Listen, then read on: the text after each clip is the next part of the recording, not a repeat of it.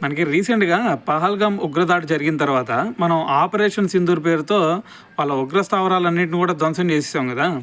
అయితే మరి దీని గురించే రీసెంట్‌గా మనకి ఆర్మీ చీఫ్ అయిన ఉపేంద్ర ద్వివేది గారు గూడా కొన్ని స్టేట్మెంట్ ఇచ్చారు. అయితే ఆయన అంటుందేందంటే, ఒక రకంగా చెప్పాలి అంటే ఆపరేషన్ సింధూర్ అప్పుడు మన వాళ్ళు పాకిస్తాన్‌తో ఒక చెస్ గేమ్ ఆడారు అని జెప్పేసి ఆయన ఒక స్టేట్మెంట్ ఇచ్చారనమాట. సో, మరి వాళ్ళ కదలిక వాళ్ళు ఎటు నుంచి ఎటవుతున్నారు అనేది తెలియకపోయినా సరే మనం వాళ్ళని అరికట్టగలిగాం. సో, మరి దీని అంతటికి కారణం ఏందంటే మోడీ గారు, అలాగే రాజ్‌నాథ్ సింగ్ గారు. సో, వీళ్ళిద్దరు చేసిన సపోర్ట్ ఏదైతే ఉందో, సో, దీనివల్లే మనం ఈ రకంగా వాళ్ళని అడ్డుకోగలిగాం. దాని తర్వాత వాళ్ళని అటాక్ చేయగలిగాం.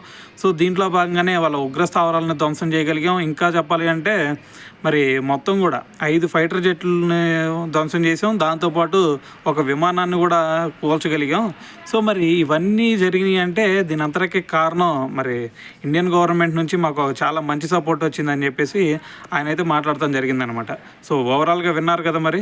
సో, దీని గురించి మరి మీరేమనుకుంటున్నారు అనేది కూడా తెలియాలి కదా. సో, కింద కామెంట్ చేసేయండి.